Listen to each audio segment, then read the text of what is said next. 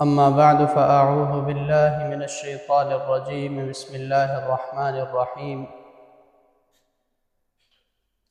ثاني اثنين إذ هما في الغار إذ يقول لصاحبه لا تحزن إن الله معنا سبحان ربك رب العزة عما يصفون وسلام على المرسلين والحمد لله رب العالمين۔ سامعین ذی قدر، جناب نبی کریم صلی اللہ علیہ وسلم نے اپنی حیات طیبہ کے اندر صحابہ کرام رضی اللہ عنہم کی جو مبارک اور مقدس جماعت تیار فرمائی، جناب رسول اللہ صلی اللہ علیہ وسلم نے دین کی نشر و اشاعت اور اس دین کی تبلیغ انہی صحابہ کرام رضی اللہ عنہم کے ذمہ لگائی، اور جب حجۃ الوداع کا موقع تھا تو امام الانبیاء صلی اللہ علیہ وسلم نے صحابہ کرام رضی اللہ عنہم سے یہ استفسار فرمایا کہ کیا میں نے تم لوگوں تک دین پہنچا دیا ہے؟ تو صحابہ کرام رضی اللہ عنہم نے عرض کیا، یا رسول اللہ صلی اللہ علیہ وسلم، نہ صرف یہ کہ آپ نے دین پہنچا دیا ہے بلکہ ہم تک دین کے پہنچانے کا حق بھی ادا کر دیا ہے۔ تو رسول اللہ صلی اللہ علیہ وسلم نے اللہ کا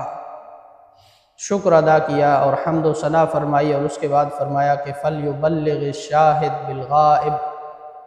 کہ میں نے جب تم تک دین پہنچا دیا ہے تو اب یہ تمہاری ذمہ داری ہے، اب یہ تمہارا فریضہ ہے کہ تم اس دین کو ان لوگوں تک پہنچاؤ جو آج یہاں موجود نہیں ہیں۔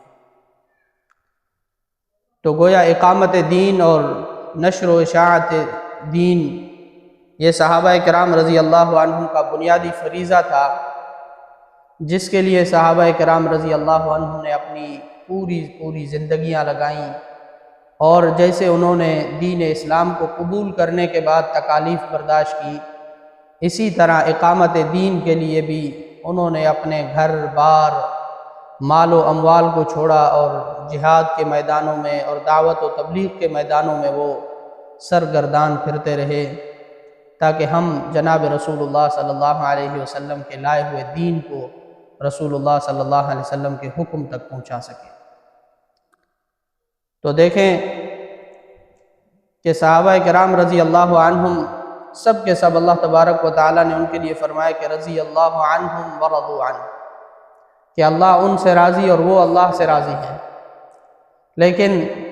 ان تمام صحابہ کرام رضی اللہ عنہم میں ایک ایسی مقدس شخصیت اور ایسی مقدس ہستی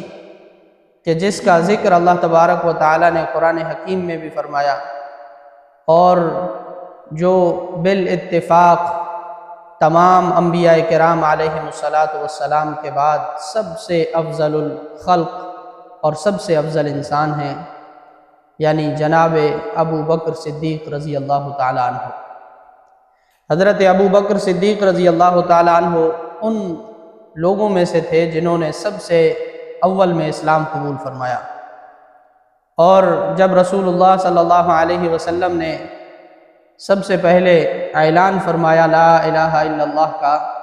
تو سب سے پہلے جس شخص نے لبیک کی صدا بلند کی وہ حضرت ابو بکر صدیق رضی اللہ تعالیٰ عنہ تھے۔ آپ رضی اللہ تعالیٰ عنہ کو جناب رسول اللہ صلی اللہ علیہ وسلم کی نبوت سے قبل دوستی کا شرف حاصل تھا، اور جیسے ہی رسول اللہ صلی اللہ علیہ وسلم نے نبوت کا اعلان فرمایا تو سب سے پہلے اپنے دوست کی لبیک صدا پر لبیک کہتے ہوئے حضرت ابو بکر صدیق رضی اللہ تعالیٰ عنہ نے اسلام قبول کیا۔ گویا جنہیں سب سے پہلے مسلمان ہونے کا شرف حاصل ہے، اور جنہیں نبوت سے قبل رسول اللہ صلی اللہ علیہ وسلم کی دوستی کا شرف حاصل ہے، اور جس نے ہمیشہ رسول اللہ صلی اللہ علیہ وسلم پر اپنے مال کو قربان کیا، اور ایک دن انہوں نے عرض کیا، یا رسول اللہ صلی اللہ علیہ وسلم،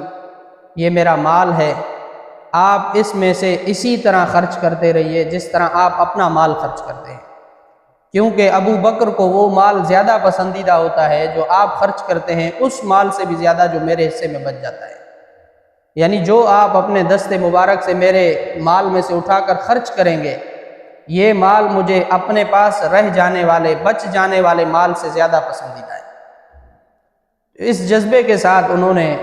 رسول اللہ صلی اللہ علیہ وسلم کے قدموں کے اندر اپنی پوری دولت ڈال دی۔ چونکہ آپ صاحب ثروت اور صاحب دولت انسان تھے، اسلام قبول کرنے کے بعد طرح طرح کی مشقتیں برداشت کرتے رہے، بالآخر ایک دن دل برداشتہ ہوئے اور مکہ مکرمہ سے چل پڑے۔ جب نکلنے لگے تو ایک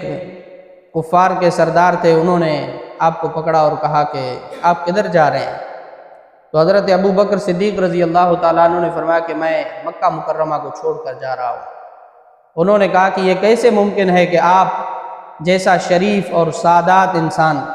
کہ جس نے کبھی کسی کو کوئی نقصان نہیں پہنچایا اور ہمیشہ لوگ آپ کے نفع اٹھاتے رہے، آپ ظلم کو روکنے والے تھے، آپ برے کاموں کو ناپسند کرتے تھے، آپ نے کبھی شراب نہیں پی، آپ نے کبھی زنا نہیں کیا، آپ جیسے شخص کا یہاں سے چلے جانا یقیناً ایک بہت بڑا نقصان ہے، آپ چلیں میرے ساتھ، میں آپ کو اپنی امان میں لیتا ہوں۔ انہوں نے آ کر اعلان کیا کہ آج کے بعد ابو بکر میری امان میں ہے، اگر کسی شخص نے ابو بکر پر ہاتھ دراز کیا تو پھر اس کی جنگ میرے ساتھ ہوگی۔ تو حضرت ابو بکر صدیق رضی اللہ تعالیٰ عنہ ان لوگوں میں سے تھے جنہوں نے اسلام کے لیے سب سے زیادہ قربانیاں دیں، اور جناب رسول اللہ صلی اللہ علیہ وسلم نے فرمایا کہ اگر کسی شخص کا میرے اوپر احسان باقی ہے جس کا میں بدلہ نہیں چکا پاؤں گا اس دنیا کے اندر، وہ شخص ابو بکر صدیق رضی اللہ تعالیٰ عنہ ہے، کہ جنہوں نے اپنی جان اور مال پر کے ذریعے مجھ پر اتنا احسان کیا ہے کہ اس کا بدلہ صرف اللہ تبارک و تعالیٰ عطا فرمائیں گے۔ اور امام الانبیاء صلی اللہ علیہ وسلم نے فرمایا کہ اگر میں کسی کو خلیل بناتا اپنا تو یقیناً میں ابو بکر کو اپنا خلیل بناتا۔ ہاں، مجھے اس کے ساتھ محبت ہے، مودت ہے، اور قرآن حکیم میں اللہ تبارک و تعالیٰ نے اس واقعہ کو بیان فرمایا کہ جس میں جناب رسول اللہ صلی اللہ علیہ وسلم ہجرت کر کے جا رہے ہیں اور آپ کے ہم رکاب حضرت ابو بکر صدیق رضی اللہ تعالیٰ عنہ ہیں۔ ایک غار کے اندر جب آپ صلی اللہ علیہ وسلم آرام فرمانے کی نیت سے بیٹھتے ہیں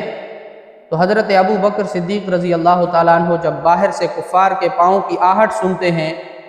تو دل میں تھوڑی سی گھبراہٹ آتی ہے، اور یہ گھبراہٹ ان کی اپنے لیے نہیں تھی بلکہ جناب رسول اللہ صلی اللہ علیہ وسلم کے لیے تھی، کہ کہیں کفار خدا نخواستہ پہنچ جائیں اور رسول اللہ صلی اللہ علیہ وسلم کو کوئی نقصان پہنچے۔ تو انہوں نے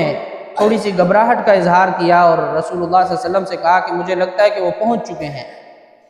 تو جناب رسول اللہ صلی اللہ علیہ وسلم کے جواب عنایت فرمانے سے قبل ہی اللہ تبارک و تعالیٰ نے وحی نازل فرمائی اور ان سے کہا کہ لا تحزن ان اللہ معنا، کہ آپ گھبرائیے مت، اللہ ہمارے ساتھ ہے، آپ گھبرائیے مت، اللہ ہمارے ساتھ ہے، یعنی جہاں ہم دو ہیں، یعنی میں اور آپ، یعنی رسول اللہ صلی اللہ علیہ وسلم اور ابو بکر صدیق، وہاں تیسرا تمہارا رب تمہارے ساتھ، تمہیں یہ کفار کچھ نہیں کر سکتے۔ تو اللہ تبارک و تعالیٰ نے حضرت ابو بکر صدیق رضی اللہ تعالیٰ عنہ کی مصاحبت کا اور ان کی صحابیت کا قرآن حکیم میں اعلان فرمایا، اور حضرت ابو بکر صدیق رضی اللہ تعالیٰ عنہ کے متعلق حضرت عمر رضی اللہ تعالیٰ عنہ فرماتے ہیں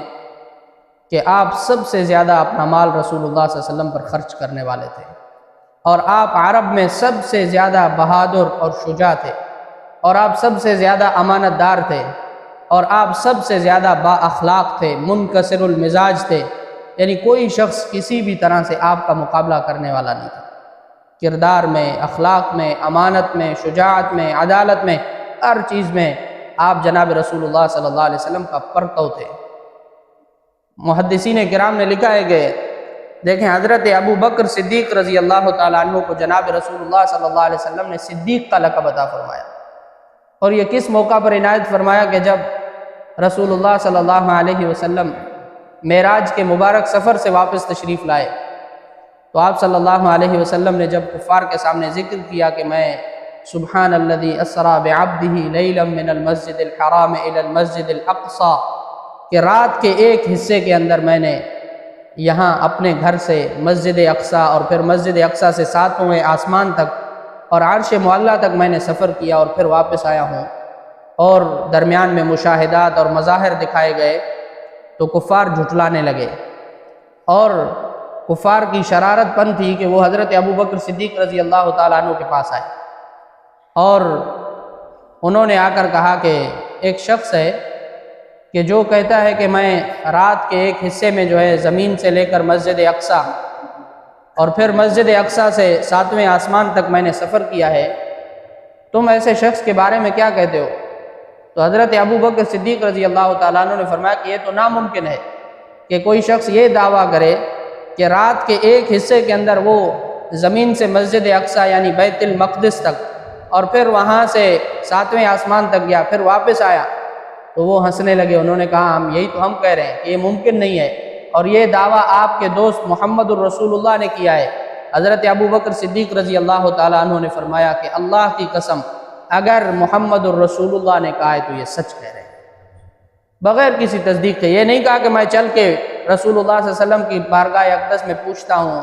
گزارش کرتا ہوں، ان سے پوچھوں گا کیفیت کیا ہوئی سفر کی، نہیں، بلکہ فرمایا کہ اگر محمد الرسول اللہ نے یہ کہا ہے تو اللہ کی قسم یہ سچ ہے بس۔ اور جناب رسول اللہ صلی اللہ علیہ وسلم تک جب یہ بات پہنچی تو آپ نے فرمایا یہ صدیق ہے، یعنی تصدیق کرنے والا، جس نے تصدیق میں سب سے پہل کی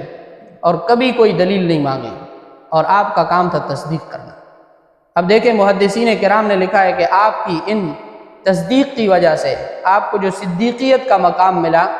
یہ کیا تھا کہ اللہ تبارک و تعالی جب جناب رسول اللہ صلی اللہ علیہ وسلم کے قلب اطہر پر کوئی وحی نازل فرماتے تھے تو ان کا ایک پرتو اور اس کا ایک عکس لطیف صدیق کے قلب پر بھی نازل کر دیا جاتا تھا، اور یہی وجہ تھی کہ حضرت ابو بکر صدیق رضی اللہ تعالیٰ عنہ رسول اللہ صلی اللہ علیہ وسلم کی دل کی مراد کہنے سے پہلے سمجھ جاتے تھے۔ ابھی رسول اللہ صلی اللہ علیہ وسلم کوئی حکم صادر نہیں فرماتے تھے، اس سے پہلے حضرت ابو بکر صدیق رضی اللہ تعالیٰ عنہ آپ کی منشا اور آپ کی مرضی پر مطلع ہو جاتے تھے۔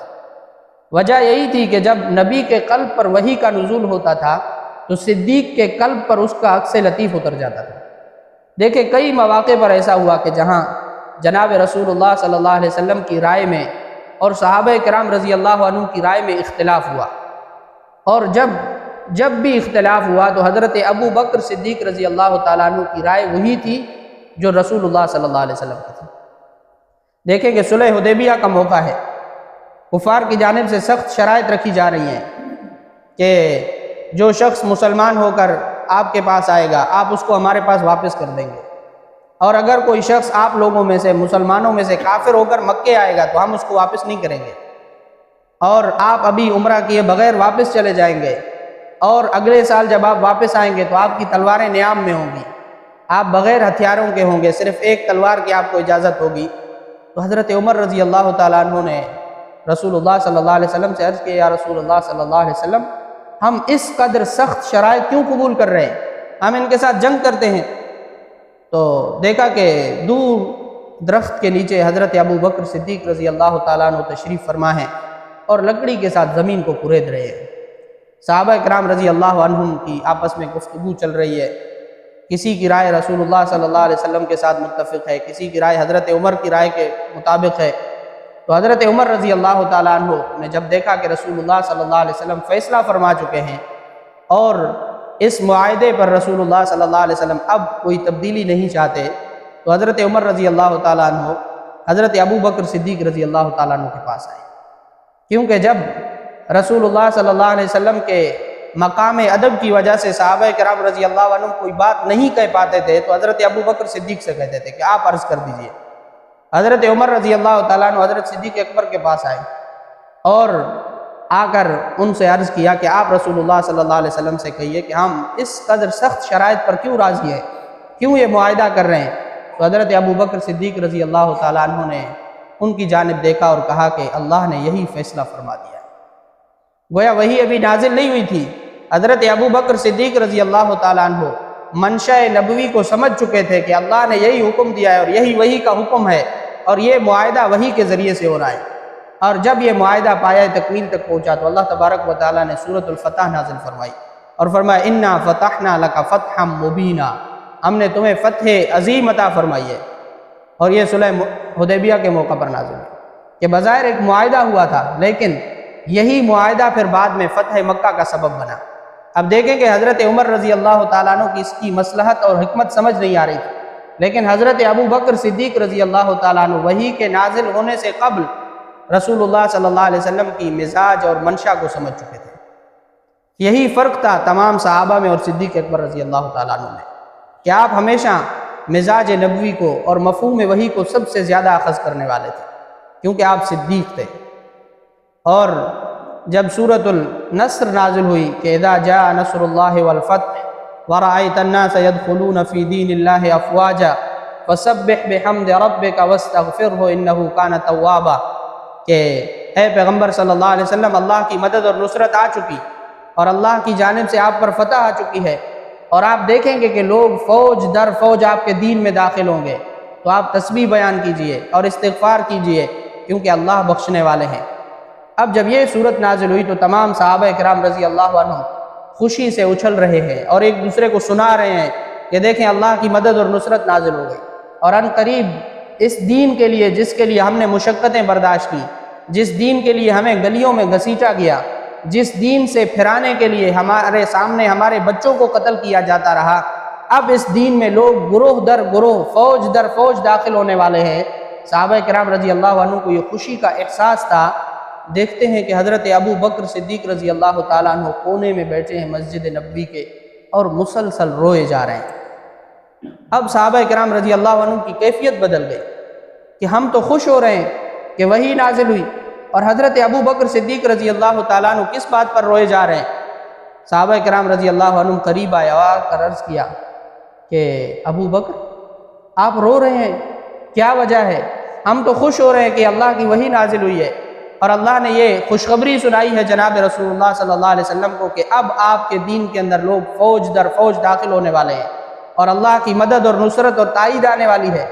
تو حضرت ابو بکر صدیق رضی اللہ تعالیٰ عنہ نے فرمایا کہ تم لوگ اس وحی کو سمجھ نہیں سکے، جو بات ابو بکر سمجھ رہا ہے وہ بات تم نے نہیں سمجھی۔ صحابہ نے کہا کہ کون سی بات ہے؟ تو حضرت ابو بکر صدیق رضی اللہ تعالیٰ عنہ نے فرمایا کہ دیکھیں جناب رسول اللہ صلی اللہ علیہ وسلم کو اس دنیا میں کیوں بھیجا گیا؟ آپ کی بعثت کیوں ہوئی؟ اللہ کے دین کو سر بلند کرنے کے لیے، اس دین کو قریے قریے تک، بستی بستی تک پہنچانے کے لیے۔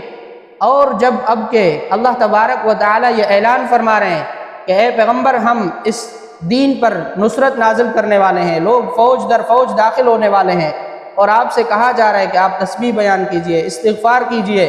تو اب میں یہ دیکھ رہا ہوں کہ جناب رسول اللہ صلی اللہ علیہ وسلم کی بعثت کا مقصد مکمل ہونے والا ہے، اور جس کو تم خوشی کی بات سمجھ رہے ہو یہ میرے اوپر ایک حادثہ بن کر گزر رہا ہے کہ اب جناب رسول اللہ صلی اللہ علیہ وسلم سے جدائی کا وقت قریب آ رہا ہے۔ تمام صحابہ کرام رضی اللہ عنہ کی خوشی اداسی میں بدل گئی، اور یہی وہ وقت تھا کہ جب جناب رسول اللہ صلی اللہ علیہ وسلم حضرت معاذ بن جبل رضی اللہ تعالیٰ عنہ کو یمن کی جانب روانہ فرما رہے ہیں۔ ان کی گھوڑے کی لگام جناب رسول اللہ صلی اللہ علیہ وسلم کے ہاتھ میں ہے رکاب، اور ان کو نصیحتیں کرتے جا رہے ہیں کہ معاذ یوں کرنا ہے، یوں کرنا ہے، اس طرح فیصلہ کرنا ہے، اور یہ احکام ہیں، یہ حکم ہیں، بتاتے جا رہے ہیں۔ اور پھر جناب رسول اللہ صلی اللہ علیہ وسلم رکتے ہیں اور حضرت معاذ کی جانب دیکھ کر کہتے ہیں کہ اے معاذ میں تم سے محبت کرتا ہوں۔ حضرت معاذ کہتے ہیں فدا کا ابی و امی یا رسول اللہ، میرے ماں باپ آپ پر قربان ہو یا رسول اللہ، میں بھی آپ سے محبت کرتا ہوں۔ رسول اللہ صلی اللہ علیہ وسلم نے فرمایا کہ اے معاذ ہو سکتا ہے کہ تم واپس لوٹو اور اس جگہ جہاں تم میرا منبر دیکھ رہے ہو یہاں میری قبر موجود ہے۔ حضرت معاذ بن جبل رضی اللہ تعالیٰ عنہ نے جب یہ سنا تو یہ بات ان پر بجلی بن کر گری، اور صحابہ کرام رضی اللہ عنہ کو یہ بات سمجھ میں آ گئی کہ اب جناب رسول اللہ صلی اللہ علیہ وسلم سے ہماری جدائی کا وقت قریب آ رہا ہے۔ اور پھر وہ جان کا مرحلہ آ پہنچتا ہے کہ جب جناب رسول اللہ صلی اللہ علیہ وسلم اس دنیا سے تشریف لے جاتے ہیں۔ صحابہ کرام رضی اللہ عنہم کہ جو صبح اٹھتے ہی سب سے پہلے اپنی آنکھ سے رسول اللہ صلی اللہ علیہ وسلم کو دیکھنے کے خواہاں ہوتے تھے، اور سب سے پہلے وہ رسول اللہ صلی اللہ علیہ وسلم کے دیدار سے اپنی آنکھوں کے نور کو روشن کرنا چاہتے تھے، وہ صحابہ کرام رضی اللہ عنہم انہوں نے دیکھا کہ رسول اللہ صلی اللہ علیہ وسلم ہم سے جدا ہو گئے۔ صحابہ کرام فرط غم کے اندر، جذبات کے اندر، کوئی ہوش و حواس کھو بیٹھا ہے، کوئی کسی کونے میں بیٹھا رو رہا ہے، کوئی کسی دیوار کے ساتھ لگ کے رو رہا ہے۔ اور حضرت عمر رضی اللہ تعالیٰ عنہ کی کیفیت ہے کہ تلوار سونت کر نکالی ہوئی ہے اور پوری مسجد نبوی میں لہرا کر کہہ رہے ہیں کہ خبردار، کسی نے بھی اگر کہا کہ محمد الرسول اللہ صلی اللہ علیہ وسلم وفات پا گئے تو میں اس کا سر قلم کر دوں گا۔ کیوں کہ حضرت موسیٰ علیہ السلام کی طرح آپ بھی اپنے رب سے ملاقات کرنے کے لیے گئے ہیں اور واپس آئیں گے۔ حضرت ابو بکر صدیق رضی اللہ تعالیٰ عنہ یہ سب ماجرا سن رہے ہیں۔ آپ ممبر پر آتے ہیں اور للکار کر کہتے ہیں عمر اس کو خاموش ہو جاؤ، اور ممبر پر حمد و ثنا کرنے کے بعد کہتے ہیں کہ تم میں سے جو بھی اللہ کی عبادت کرتا تھا تو سنو پھر، فَإِنَّهُ حَيٌّ قَيُّومٌ، اللہ زندہ ہے، ہمیشہ قائم رہنے والا ہے، اور اگر تم میں سے کوئی محمد الرسول اللہ کی پرستش کرتا تھا، محمد الرسول اللہ کی عبادت کرتا تھا، تو پھر سنو فَإِنَّ مُحَمَّدًا قَدْ مَاتَ، تحقیق محمد الرسول اللہ صلی اللہ علیہ وسلم تشریف لے جا چکے ہیں۔ یہ اعلان کرنے والے کون تھے؟ رسول اللہ صلی اللہ علیہ وسلم کے رفیق یار اور ایسے دوست جو ہمیشہ جناب رسول اللہ صلی اللہ علیہ وسلم کے ساتھ تھے۔ اور سب سے زیادہ غم اور اندوہناک غم حضرت ابو بکر صدیق رضی اللہ تعالیٰ عنہ کے دل میں تھا، لیکن اس امت کی ڈولتی ہوئی کشتی کا سہارا دینے کے لیے اللہ نے حضرت ابو بکر صدیق کو منتخب فرمایا تھا۔ یہی تو وہ شخص تھے کہ جو اس حالات میں، اس غم کی اور اس حادثے کی گھڑی میں جو قیامت سے کم نہیں تھی، اس میں حضرت ابو بکر صدیق کے سوا کون ہو سکتا تھا جو سنبھالا دے اور جو سہارا دے سکے؟ اور یقیناً حضرت ابو بکر صدیق رضی اللہ تعالیٰ عنہ وہ واحد شخص تھے جنہوں نے رسول اللہ صلی اللہ علیہ وسلم کے بعد اس امت کی کشتی کو سنبھالا اور خلافت کا بوجھ اپنے کندھوں پر ڈالا اور اعلان فرمایا کہ اگر میں یہ سمجھتا کہ میرے علاوہ اگر کوئی شخص اس بوجھ کو اپنے کندھوں پر اٹھا سکتا ہے تو میری گردن کٹ سکتی تھی، مجھے پھانسی آ سکتی تھی، لیکن میں یہ بوجھ نہ اٹھاتا کبھی بھی۔ اگر مجھے یہ یقین ہوتا کہ میرے بعد میرے علاوہ کوئی شخص اس بوجھ کو اپنے کندھوں پر اٹھانے کے لائق ہے۔ یہ اس قدر اتنا بڑا بوجھ تھا خلافت کا کہ رسول اللہ صلی اللہ علیہ وسلم کی نیابت کا حق حضرت ابو بکر صدیق کے سوا کوئی اٹھا نہیں سکتا۔ حضرت ابو بکر صدیق رضی اللہ تعالیٰ عنہ نے اپنے کندھوں پر، ناتواں کندھوں پر بڑھاپا ہو چکا تھا، اور اس وقت حضرت ابو بکر صدیق کی عمر 58 کو پہنچ چکی تھی۔ 58 سال کا بوڑھا اور ایسا دوست جس نے نبوت سے قبل بھی آپ کے ساتھ گزارے، نبوت کے بعد جس کے شب و روز، سفر و حضر اور جنگ اور امن، ہر حالات میں، تمام جنگوں میں حضرت ابو بکر صدیق رضی اللہ تعالیٰ عنہ رسول اللہ صلی اللہ علیہ وسلم کے ساتھ رہے۔ تو اس کیفیت کے بعد، اس غم کو برداشت کرنے کے بعد، اس بڑھاپے کی عمر میں بھی انہوں نے اپنے کندھوں پر خلافت کا بوجھ اٹھایا اور جناب رسول اللہ صلی اللہ علیہ وسلم کے حکم کے مطابق آپ مسلمانوں کے پہلے خلیفہ منتخب کر دیے گئے۔ اور آپ نے وہ عرصہ کس طرح گزارا ہوگا، ہم اس کا تصور نہیں کر سکتے کہ جس ممبر پر جناب رسول اللہ صلی اللہ علیہ وسلم تشریف فرما ہوتے تھے اور حضرت ابو بکر صدیق زانو تلمس طے کیے ہوئے سامنے آپ کے دیدار سے مشرف ہو رہے ہوتے تھے، اور وہ وقت کتنا سخت ہوگا، کتنا کربناک ہوگا، کتنا اذیت ناک ہوگا کہ اسی ممبر پر ابو بکر ٹھہرے ہیں اور ان کی آنکھیں آج رسول اللہ صلی اللہ علیہ وسلم کے دیدار کے شرف سے محروم ہیں۔ تو اس ایسے بوجھ کے حالات میں بھی حضرت ابو بکر صدیق رضی اللہ تعالیٰ عنہ نے اس امت کو سنبھالا، اور آپ کی شجاعت نے، آپ کے تدبر نے اور آپ کی ہمت نے اس امت کو ایک بہت بڑی خلا سے اور نقصان سے بچایا۔ اور اس کے بعد آپ نے 2.5 سال حکومت کی، اور اس دوران آپ نے لشکر بھیجے، جنگیں بھیجی۔ آپ رسول اللہ صلی اللہ علیہ وسلم کے حکم کے اس قدر پابند تھے کہ جناب رسول اللہ صلی اللہ علیہ وسلم نے حضرت اسامہ بن زید کا لشکر تیار کیا تھا۔ اپنی وفات سے چند دن قبل اس کا جانا طے ہو چکا تھا، اور جناب رسول اللہ صلی اللہ علیہ وسلم کی طبیعت کی ناسازی کی وجہ سے وہ لشکر روانہ نہیں ہو سکا۔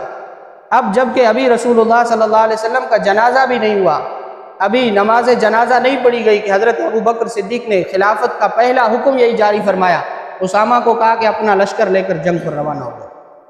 صحابہ کرام رضی اللہ عنہم نے کہا ابو بکر آپ کیا کر رہے ہیں؟ ابھی تو رسول اللہ صلی اللہ علیہ وسلم کا جنازہ تک نہیں ہوا اور ابھی صحابہ کرام رضی اللہ عنہم سنبھلے نہیں ہیں، تو انہوں نے کہا میری جان جا سکتی ہے، ابو بکر رسول اللہ کے حکم سے منہ نہیں موڑ سکتا۔ اس لشکر کا جانا طے ہو چکا تھا اور یہ رسول اللہ کا حکم تھا، اور اب جو کچھ بھی ہوگا یہ لشکر جا کر رہے گا۔ صحابہ کرام نے کہا کہ دیکھیں ابھی حالات نہیں ہیں، ہو سکتا ہے کہ مکے سے مدینہ کے اندر بغاوت پھوٹ پڑے اور یہاں آپ لشکر کو بھیج رہے ہیں۔ تو حضرت ابو بکر صدیق رضی اللہ تعالیٰ عنہ نے وہ جرت مندانہ جواب دیا کہ اگر مدینے کی گلیوں کے اندر ابو بکر کو کتوں نے بھی کاٹ کر پھینکا تو تب بھی یہ لشکر جا کر رہے گا، میری حفاظت کے لیے ایک بھی سپاہی موجود نہ ہو تب بھی یہ لشکر روانہ ہوگا، کیونکہ اس کا بھیجنا رسول اللہ صلی اللہ علیہ وسلم نے طے کیا۔ اس قدر آپ رسول اللہ صلی اللہ علیہ وسلم کے حکم کے پابند تھے، اور آپ نے اپنی پوری حکمرانی کے اندر جناب رسول اللہ صلی اللہ علیہ وسلم کے لائے ہوئے دین کی سربلندی کے لیے کام کیا اور اس امت کے لیے راہ عمل اور نمونہ چھوڑا۔ دیکھیں کہ جب حضرت ابو بکر صدیق رضی اللہ تعالیٰ عنہ کی وفات ہوتی ہے، حضرت عمر رضی اللہ تعالیٰ عنہ آپ کے جنازے کے سرہانے کھڑے ہو کر کہتے ابو بکر تم تو گزر گئے، تم نے تو رسول اللہ صلی اللہ علیہ وسلم کی نقش قدم پر چل کر دکھایا، لیکن تم نے اپنے بعد آنے والوں کے لیے بڑی مشکل پیدا کر دی ہے۔ کیا مطلب تھا کہ آپ نے جس جفا کشی کے حالات میں، آپ نے جس قدر سخت حالات میں رسول اللہ صلی اللہ علیہ وسلم کے ایک ایک حکم کو پورا کیا،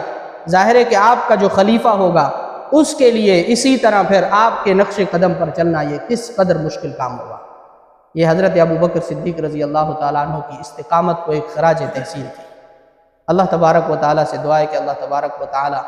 حضرت ابو بکر صدیق رضی اللہ تعالیٰ عنہ کے نقش قدم پر چلنے کی توفیق نصیب فرمائے۔